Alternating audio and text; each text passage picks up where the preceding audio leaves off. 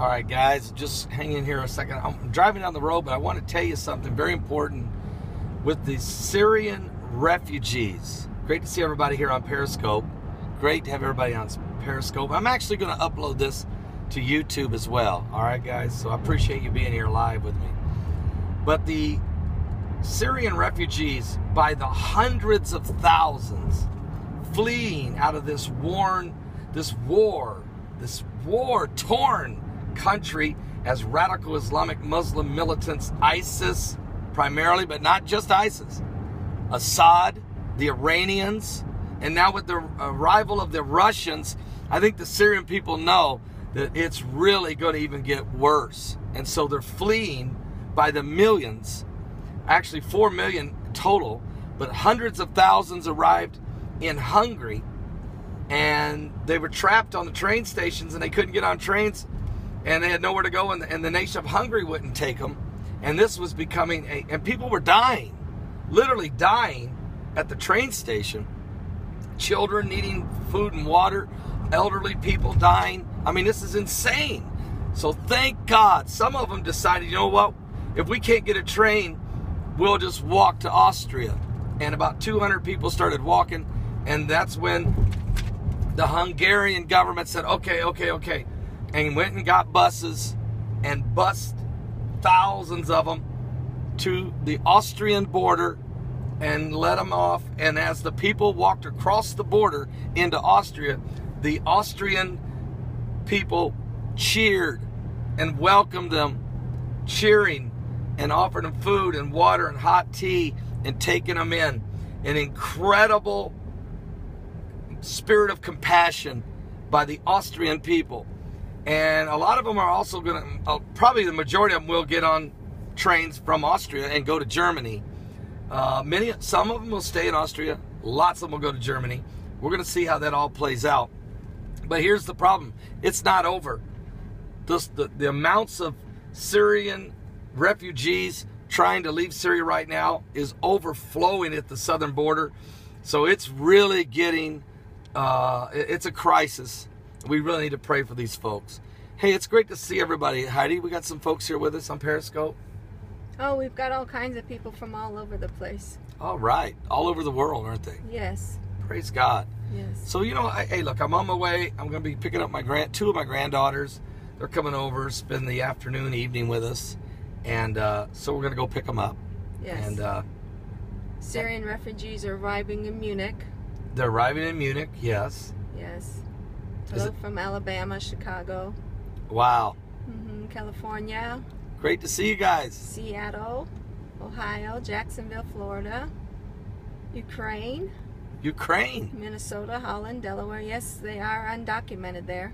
Yes. Dallas, Birmingham, Mooresville, South Africa, New Jersey, Toronto, California. Bruce from Mississippi. Hi, Bruce. Oklahoma, Sacramento, Colorado, Florida, Tennessee. Wow. Are you serious? I think that might have been T.D. Hale go by. Reverend T.D. Hale. We're going to be together in a couple weeks in Lansing, Michigan. Tulsa, Tennessee, Arkansas, UK. Wow. United Idaho, Kingdom.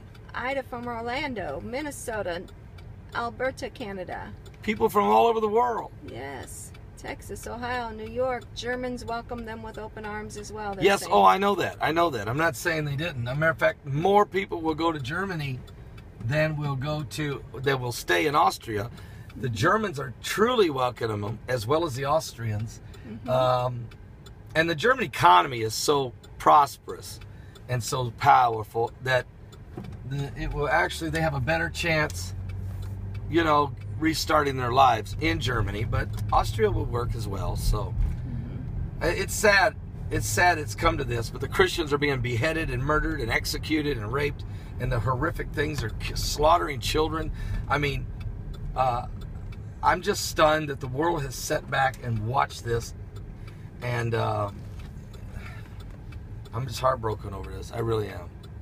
Well, the Syrian refugee problem has been going on for 3 years. Oh, I know. It's just now gotten way worse. It's gotten this kind of attention, but they've been in refugee camps, which aren't safe. In Jordan, they've been in Jordan and Lebanon like 1.5 million of them over the last 3 years. But since the Russian arrival and the realization that with Russia showing up with a lot of troops, that means Russia is going to go to fight against ISIS. It's going to get real ugly. And so the people that live in there are saying, you know, we got to go. We got to go. Because right. It's just horrible. So yeah, people are dying. But I'm glad Russia's going to smack ISIS. I mean, I'm telling you now. Yeah. I'm glad they are. And somebody's got to. And they're asking us, what do we know about Russia being Russian troops in Washington State? Had you heard that? Yeah, I have heard that. There's some kind of a training exercise going on there. Again, the military keeps this stuff quiet. Thank God for social media, because we find out everything and we're able to come and report on it. And then sometimes the military has to come clean and say, yeah, it's true. So I don't know what you heard. Did you hear about the firefighters that came across the Russian troops? No, I did not hear that.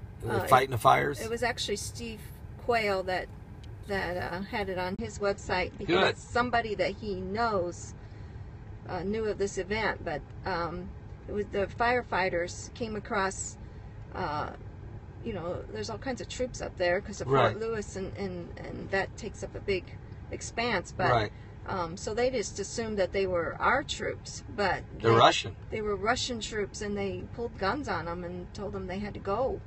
Yeah. And so then, of course, the conspiracy theories came out, where the Russians starting fires to hide whatever it was that they were doing up there. Well, let me just say this. I don't know what the Russians are doing. I know they're training. But what the bigger question is, the New World Order is forming. I mean, when the Russians and American troops are, you know, together, and there's Chinese, oh, by the way, there's Chinese troops in America right now training. I mean, you got to understand, when you saw the 6 superpowers strike a deal with Iran and isolate Israel, and now Agenda 2030 is getting ready to start. This is a September to remember. And when the United Nations starts on around September 15th, the agenda is titled Global Sustainability, and it's called the Agenda 2030. It's the implementation of global sustainability. That's where depopulation, microchipping, one world governance, one world currency. This is why you're seeing all this currency manipulation, troop movement everywhere. There's a Russian sub off the coast of Georgia, 5 Chinese warships off the coast of Alaska, and nobody's upset about it because they're working in concert together. It's a globalization. So we're in the last days. And you're going to see more and more of this. You're going to bump into Turkish troops in Appalachia. You're going to be hiking on the trail and run into some Chinese troops. I mean, you're going to see. It's begun, is what I'm telling you. You're boiling like a frog in water. Are you saved? Have you? Because, look, I got Christ in my life. To you. You've got to do this. And you know, I'm not going to be some fluffy puffy preacher and tell you that everything's okay and go ahead and play golf. It's not okay. Okay? It's not okay. So you need to get things together, because in the next whatever amount of time, shorter time span than any of us want to realize, you're going to see we've already seen major cultural changes, but you're going to see major economic changes, political changes, and spiritual changes in this nation here in America and Canada and in the Western world. Really, you will. And with that, folks, I'm gonna let you guys go, because we got to get some. I got to pick the grandkids up. All right. So, all right. God bless. Thank you guys for dropping in on Periscope. Thanks for dropping in. I'll be back later today. This will be on YouTube. I don't know how to. You don't know how to turn it off, do you? Swipe. You got swipes.